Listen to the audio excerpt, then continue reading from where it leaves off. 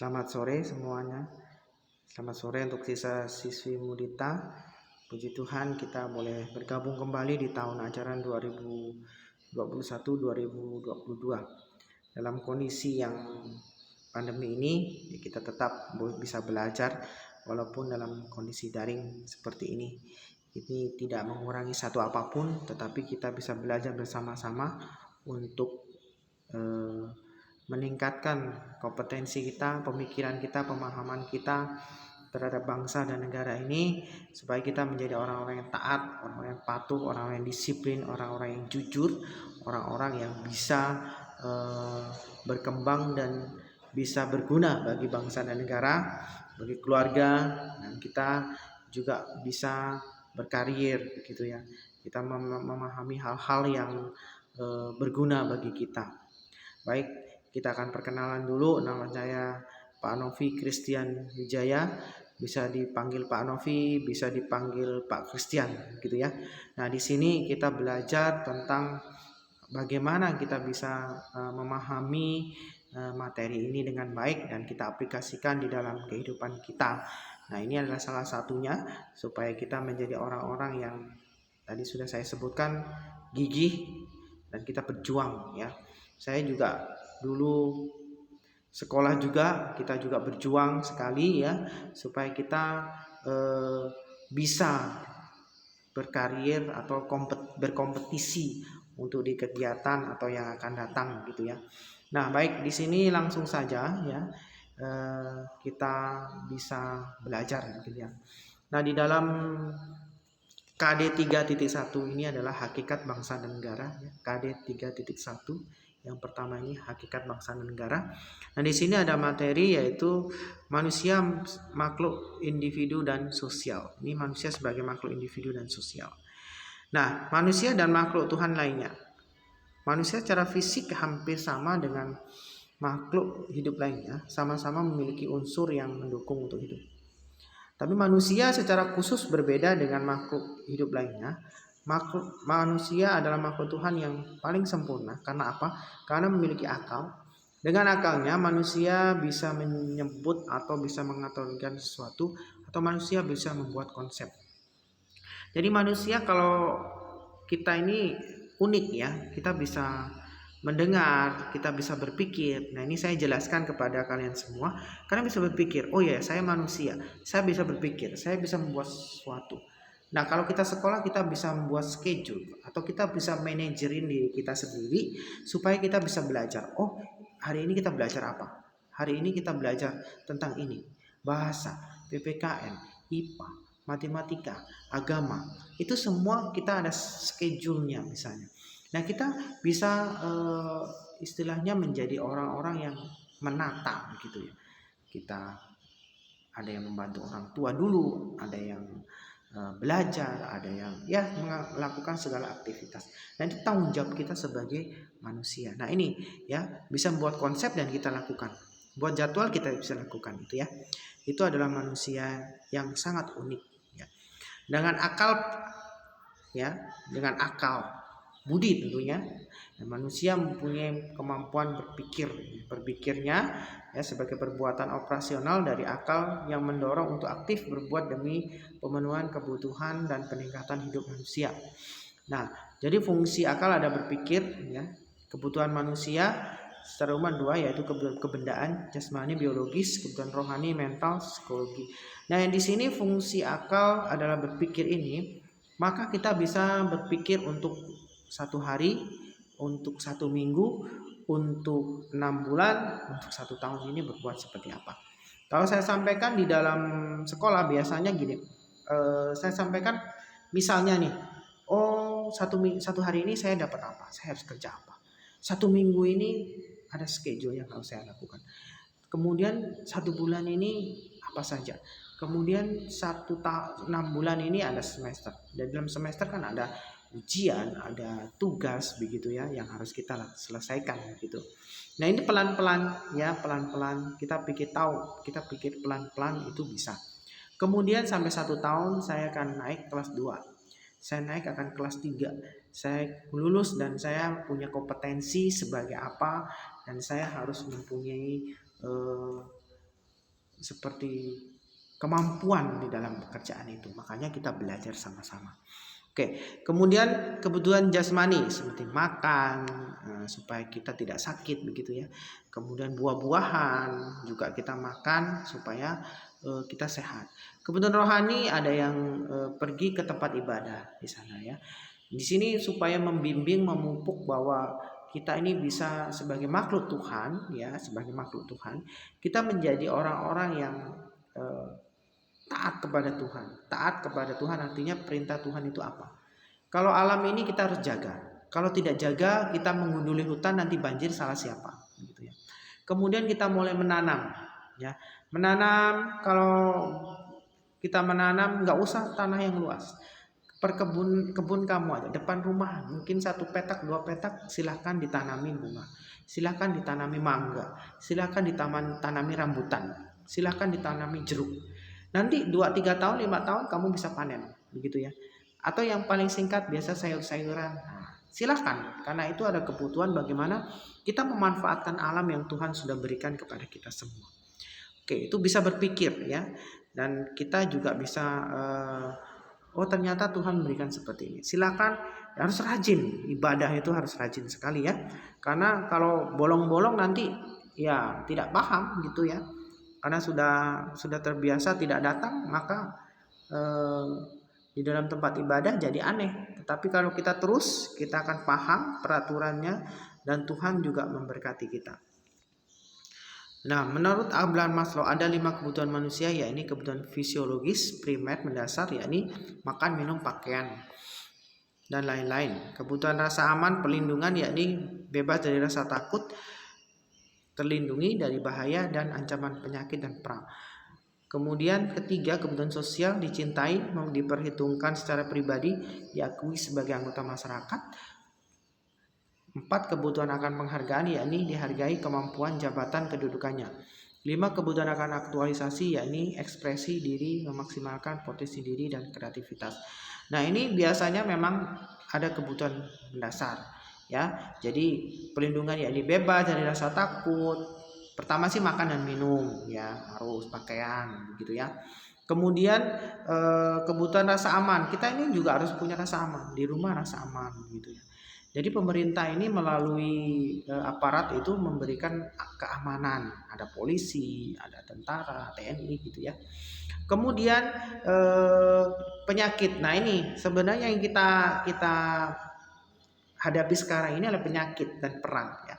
Nah penyakit ini lagi melanda, maka dengan berbagai macam cara kita perangi ya, dengan kondisi kita berdiam diri di rumah, artinya bukan berarti diem aja gitu ya, tetapi bagaimana kita beraktivitas itu supaya tidak terlalu banyak kita keluar rumah, karena penyakit ini ketika menjangkitin kita, obat yang kita harus minum itu mahal harganya, makanya kesehatan itu mahal, dan banyak di antara rekan-rekan kita itu sudah tumbang gitu ya, meninggal sakit gitu ya. Kemudian kebutuhan sosial, dicintai. Nah, ini paling dicintai, diperhitungkan secara pribadi. Nah, setiap orang di sini saya bilang unik ya. Kalian dicintai, disayangi ya dengan keluarga. Nah, ketika Anda masuk ke dalam lingkup sekolah ini, maka kamu akan diperhitungkan sebagai siswa-siswi mudita. Jadi kalian diakui secara sah, bahkan secara hukum. Makanya ada pendidikan formal dan non formal. Formal itu berarti diakui sama negara. Kamu jangan berpikir bahwa Pak saya ini kurang dihargai di keluarga. Tetapi di sekolah kamu akan dihargai satu persatu. Ya. Jadi setiap siswa yang di sini itu semua dihargai. Saya ngomong untuk kalian semua, bukan hanya ngomong untuk saya sendiri atau satu orang, begitu ya. Untuk kalian semuanya supaya kalian bisa dihargai, ya. Itu. Kemudian di sini kebutuhan akan penghargaan yaitu kemampuan, biasanya ada kemampuan. Ya. Jadi orang kemampuannya bagus maka dihargai dengan bagus. Contohnya di situ kalau menjadi pemain bulu tangkis, nah yang menang maka dia dapat juara, gitu ya. Kemudian jabatan. Ada orang jadi presiden, wakil presiden, gubernur, bupati, wali kota, ya. Jadi RT pun nggak apa-apa, itu jabatan gitu. Dan kedudukan kita. Nah, kita juga jangan lupa walaupun kita sudah mendapatkan kedudukan, kita jangan sombong begitu ya, jangan sombong. Tetap kita menjadi manusia yang bisa menghargai manusia dengan yang lainnya. Yang artinya kita bisa menghargai, yaitu kita bisa menolong yang lain ya, walaupun kita sudah posisi kepemimpin, tetap kita menolong yang lemah supaya mereka menjadi anak-anak yang baik atau masyarakat yang baik. Nah, kemudian kebutuhan akan aktualisasi, ekspresi, maksimal potensi diri dan kreativitas. Nah, banyak hal yang bisa dilakukan walaupun dalam kondisi pandemi ya. Kita lebih banyak memakai online untuk mengajar. Nah, seperti ini ya, biasanya saya ngajar di kelas tetapi saya harus membuat video seperti ini ya. Jadi ini juga termasuk ya, kita pelan-pelan kemudian upload di YouTube, dan saya belajar juga untuk memberikan yang terbaik kepada anak-anak semua. Nah, ini ya kreativitas. Nanti juga siswa-siswi semua juga seperti itu ya. Kita bisa berkarir di rumah dalam kondisi apapun ya. Kita bisa menanam, kita bisa menjadi ya banyak hal ya kita bisa lakukan. Nah, makhluk individu ya. Di sini kita menjadi makhluk individu ya, berasal dari bahasa Latin individuum yang artinya tak terbagi. Manusia lahir merupakan makhluk individual yang bermakna tidak terbagi atau tidak terpisah antara jiwa dan raga. Nah, dalam perkembangan manusia, makhluk individu tidak hanya bermakna kesatuan jiwa dan raga, tetapi akan menjadi yang khas dengan corak kepribadiannya. Artinya, kepribadian seorang individu berbeda dengan individu lainnya, walaupun saudara kembar itu tetap berbeda. Ya, saudara identik kembar tetap berbeda. Saya dulu punya siswa itu bukan lagi kembar 2, kembar 3. Mungkin ada tokonya di Sako situ ya, kembar 3. Jadi waktu kecil-kecil itu saya pernah ngajar di SD, ngajar pramuka. Tanya nih satu lagi, kasih tahu begini-begini. Pergi kan, oh diajari baris, jalan di tempat. Lalu datang lagi, Pak, yang ini saya nggak tahu apa ya. Kok datang lagi ini orang? Oh mungkin nggak paham. Habis itu teman saya udah curiga, ini kok kayaknya mirip. Tunggu dipanggil. 1, 2, 3. Akhirnya oh ternyata 3 orang. Wah, 3 orang itu kembar gitu ya. Pantasan gitu ya. Kok dari tadi dikasih tahu yang satunya ini tanya lagi dipikirnya. Ternyata 3 orang gitu ya. Baik, ini manusia mengalami pertumbuhan fisik dan perkembangan di sini ya. Dan di sini tetap aja berbeda, ya tetap berbeda. Kemudian di sini ada 3 pandangan mengenai pertumbuhan dan perkembangan tersebut ya. Ini pandangan nativistik, ini menyatakan pertumbuhan ditentukan atas dasar faktor individu sendiri, termasuk kemiripan dengan orang tua, bakat dan potensi. Makanya kamu kadang-kadang itu ada identik dengan keluarga. Oh ini mirip kakeknya dulu. Oh ini mirip bapaknya dulu. Ini minum kopinya mirip engkongmu yang dulu, begitu ya. Ada kemiripan-kemiripan, tetapi ada juga bakat-bakat dan potensi diri yang ada di dalam kamu, gitu ya. Kemudian pandangan empirik menyatakan pertumbuhan didasarkan atas faktor lingkungan dari luar individu dengan fisik dan sosial. Nah ini ada perkembangan misalnya anak nelayan. Anak nelayan itu dengan lingkungan itu, wah itu cepat sekali. Dia pandai berenang gitu ya. Dia bisa menyelam ke dalam mencari ikan. Bisa menyelam cari barang-barang yang tenggelam. Itu tanpa oksigen ya.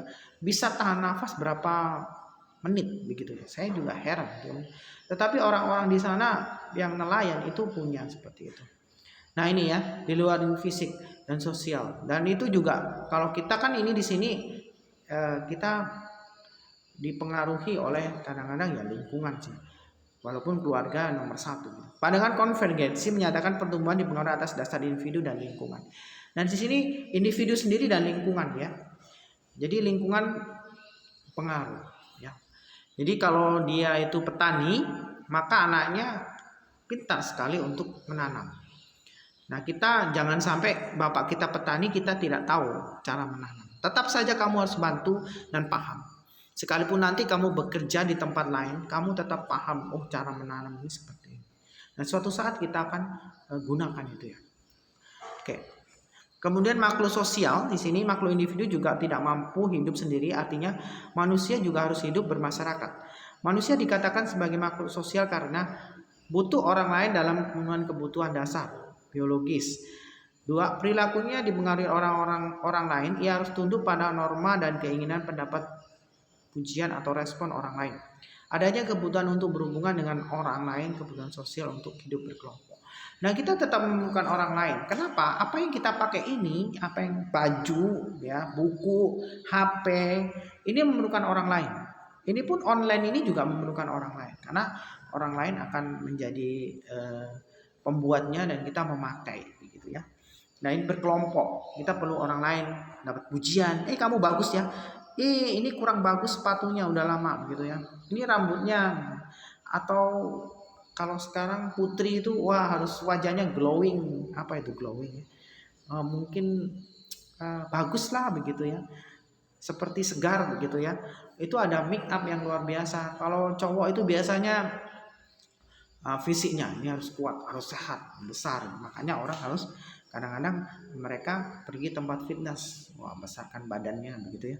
Nah, banyak sekali hobi-hobi yang kita bisa pelajari. Ini tetap berkelompok begitu ya.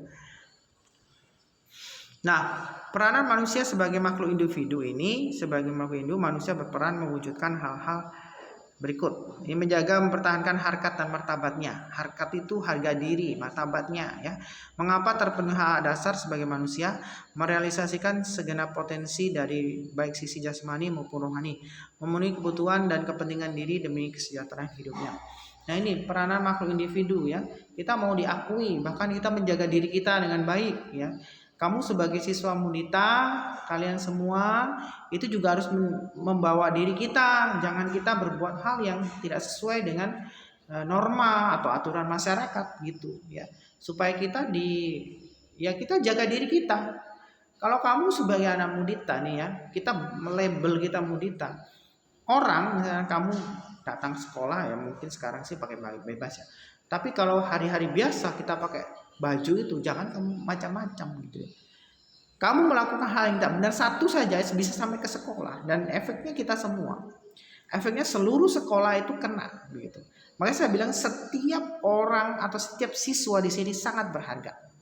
Sangat berharga sekali. Kemudian merealisasikan segenap potensi diri baik jasmani maupun rohani. Saya pikir gini, kita banyak lomba, kita banyak kompetisi, silahkan ikuti semua ya. Ikuti, kamu jangan takut kalah. Kamu datang saja membawa nama kita semua. Kamu membawa nama keluarga kamu membawa nama diri kamu membawa nama lembaga ya, itu sekolah kita. Kamu kalah atau menang itu sudah nomor 2. Yang penting kamu tampil dulu. Orang kenal, oh ada tampil ya, ada tampil dulu. Ya memang tidak kali itu kamu bisa jadi juara, tapi next berikutnya itu pasti bisa. Karena apa? Biasanya juara itu tidak langsung saya maju pertandingan dapat juara. Enggak, kalah dulu berkali-kali baru kita dapat juara. Jadi pengalaman itu kita akan gunakan. Saya pernah ikut ini dan gagal. Dan saya harus berhasil gitu ya. Kemudian memenuhi kepentingan diri demi kesejahteraan hidupnya. Ya, ini biasanya mengenai makanan dan minuman yang memenuhi kebutuhan kita supaya kita boleh menjadi orang yang sehat gitu ya. Kemudian peranan sebagai makhluk sosial nih. Ini ada implikasinya. Kesadaran akan ketidakberdayaan bila manusia seorang diri. Kesadaran untuk senantiasa dan harus berinteraksi dengan orang lain. Penghargaan akan hak-hak orang lain. Ketaatan terhadap norma yang berlaku, keberadaan manusia sebagai makhluk sosial, menjadi manusia melakukan peran-peran sebagai berikut. Melakukan interaksi dengan manusia lain atau kelompok, dan membentuk kelompok-kelompok sosial. Menciptakan norma sosial sebagai pengaturan tata tertib kehidupan kelompok. Nah ini, jadi kita tidak bisa hidup seorang diri memang. Ada sih orang hidup di hutan, tetapi ya nggak normal gitu, nggak sempurna. Kita istilahnya bisa bermasyarakat. Ya. Di dalam Pancasila, sila kedua itu kemanusiaan yang adil dan beradab. Yang adil, kita harus adil sama teman. Beradab itu artinya bermasyarakat. Jadi kita bisa hidup, ya, kita bisa hidup itu bermasyarakat, ya. Saya punya teman, kamu punya teman, saya punya tetangga, begitu ya. Dia punya tetangga. Nah, di sini kamu bisa menjadi manusia yang beradab, artinya bisa bermasyarakat, ya.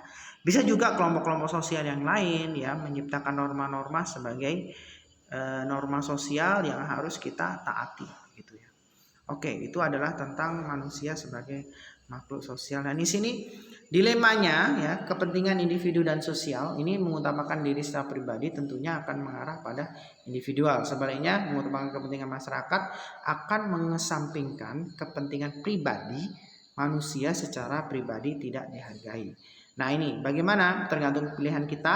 Ya, kita sih harus seimbang, ya. Kita berfalsafahkan Pancasila, harus menjadikan diri sebagai individu secara pribadi dan sekaligus makhluk sosial secara seimbang.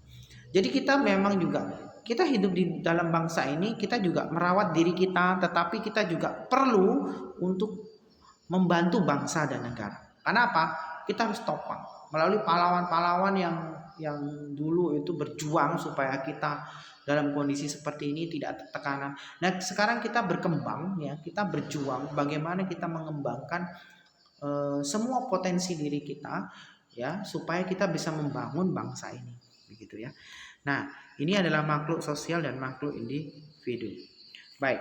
Nah, di sini kita akan teruskan, ya, dalam bangsa tadi, ya. Jadi bangsa dan negara ini memerlukan kita sebagai makhluk individu dan sosial. Baik, di sini pembahasan selanjutnya itu adalah pengertian dan unsur terbentuknya bangsa.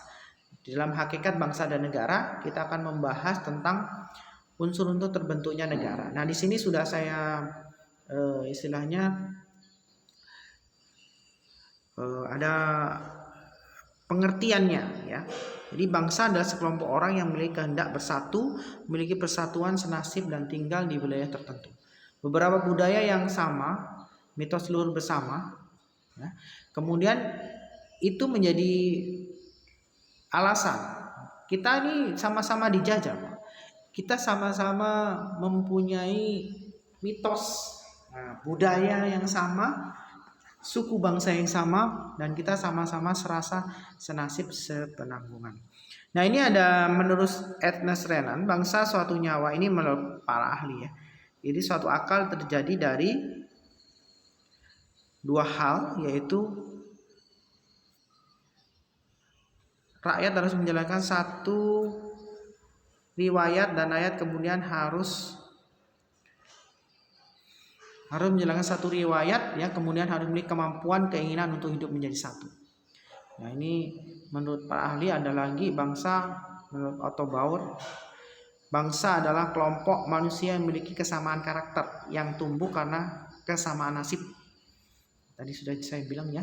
Ada F. Russell dari Jerman menyatakan bahwa bangsa bentuk karena adanya hasrat bersatu. Haskon menyatakan bahwa bangsa adalah buah hasil tenaga hidup manusia dalam sejarah. Nah, ini kita bisa tahu bahwa bangsa itu seperti itu, ya.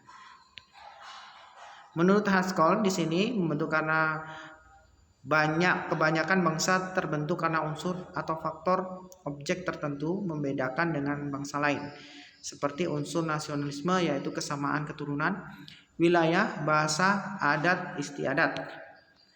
Kemudian menurut Joseph Stalin, ya, unsur terbentuknya bangsa adalah persamaan sejarah, persamaan cita-cita, kondisi objektif seperti bahasa, ras, agama, dan adat istiadat. Nah, di sini luar biasa sekali, ya, persamaan sejarah, persamaan cita-cita. Kalau cita-cita Indonesia kita adalah menjadi manusia adil dan makmur. Nah, ini kondisi objektif itu seperti bahasa, ras, agama, dan adat istiadat.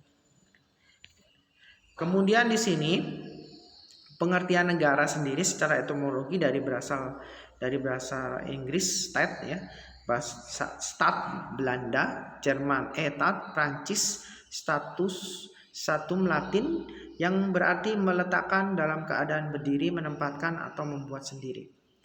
Nah, kata negara dipakai di Indonesia berasal dari bahasa Sanskerta ya. Kemudian menurut George Jolinek, negara adalah organisasi kekuasaan dari sekelompok manusia mendiami wilayah tertentu. Menurut Raden Djoko Sentono, negara organisasi manusia atau kumpulan manusia yang berada di bawah satu pemerintahan yang sama. Nah, dari pendapat para ahli ini memang ditentukan bahwa negara itu harus mempunyai satu kesamaan, baik sosial budaya, adat istiadat, mungkin kelompoknya, wilayahnya ya, itu ingin menjadi yang sama. Nah, ini pengertian kata negara berdasar para ahli tadi sudah ya, masyarakatan. Nah, ini George Jolinek ya, ini tadi sudah organisasi kekuasaan dari kelompok manusia menjadi wilayah. Ini wilayah ya.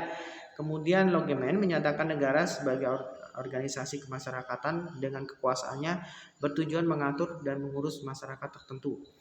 Hegel menyatakan negara sebagai organisasi kesudahan yang muncul sintesis dari kemerdekaan individual dan kemerdekaan universal. Kemudian di sini MacIver, negara sebagai organisasi politik.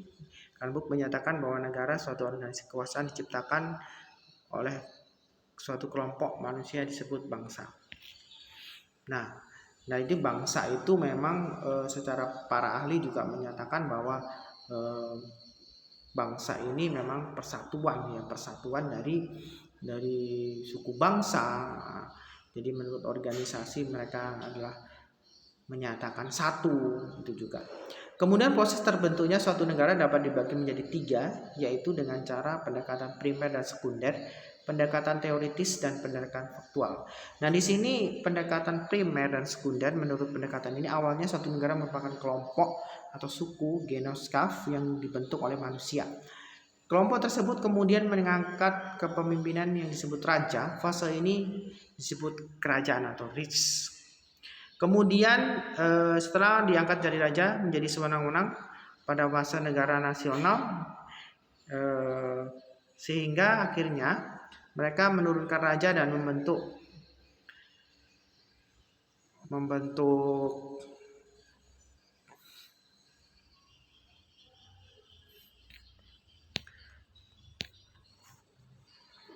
maaf ini kepencet ya.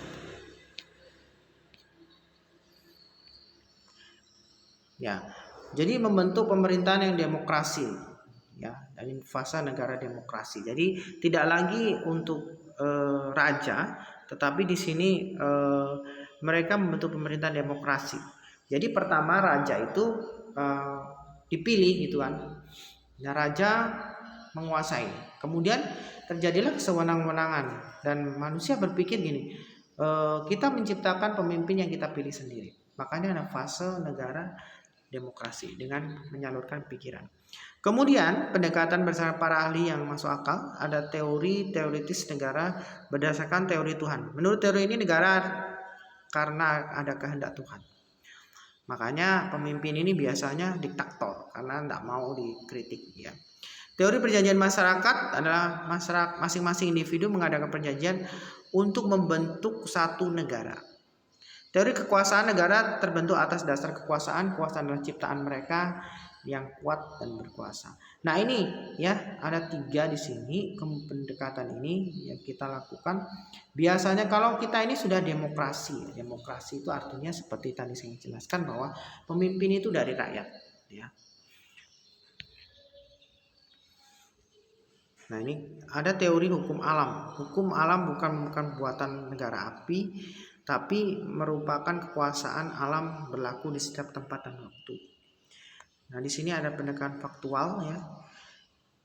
Adalah pendekatan yang didasarkan pada kenyataan yang benar-benar terjadi diungkapkan dalam sejarah. Nah, ini unsur-unsur terbentuknya negara.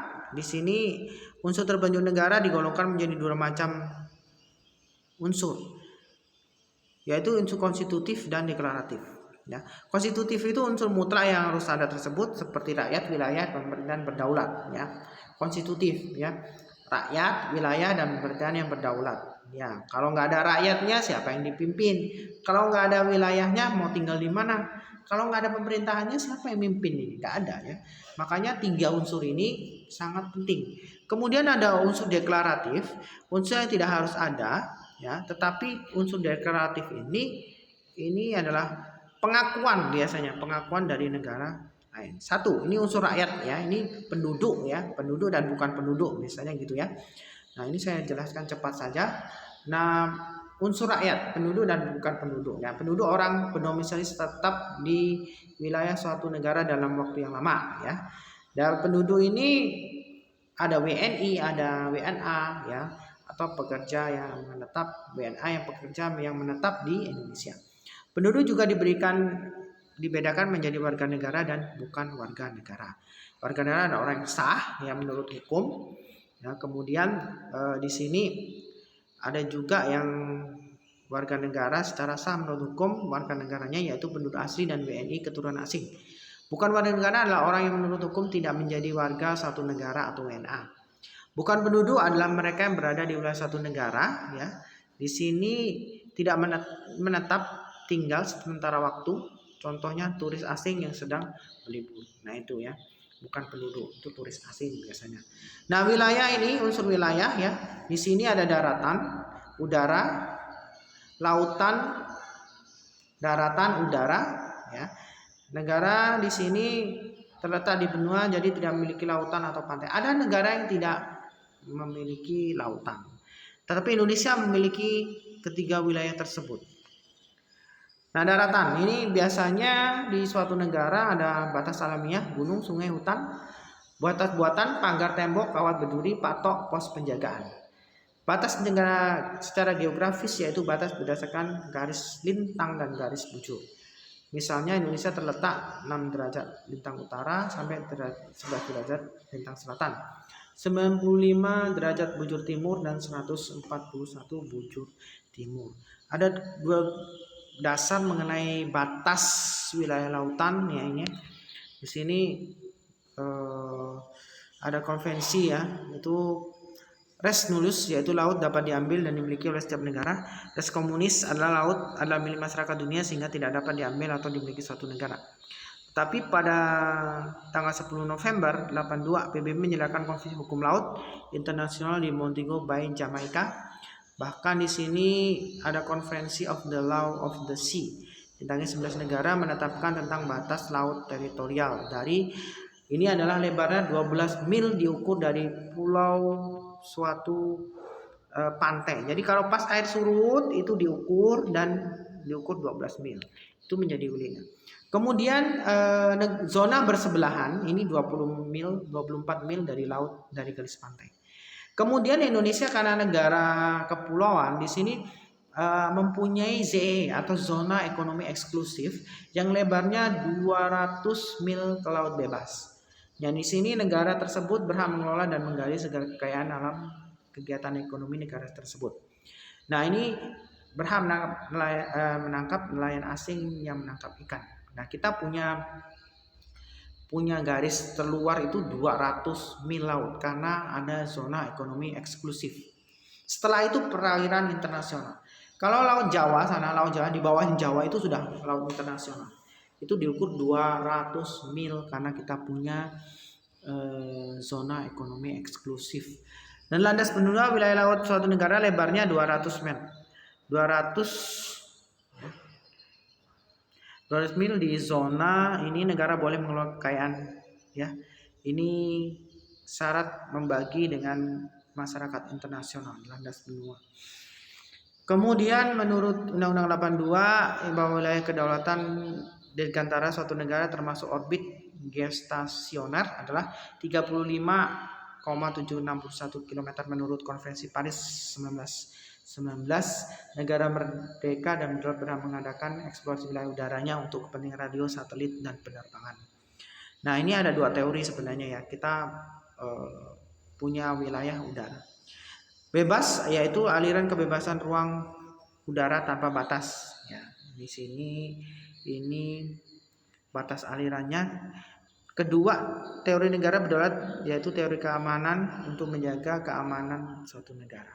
Nah, ini kita punya wilayah udara itu juga, kalau nggak sembarangan pesawat bisa masuk ke Indonesia, itu harus izin, ya izin. Kalau nggak izin nggak boleh, bisa ditembak gitu ya. Nah, wilayah ekstrateritorial ini adalah wilayah di suatu negara yang berada di luar negara atau wilayah negara tersebut di bawah negara lain, seperti dari perwakilan diplomatik di suatu negara dan kapal asing yang berlayar di laut bebas dengan bendera suatu negara.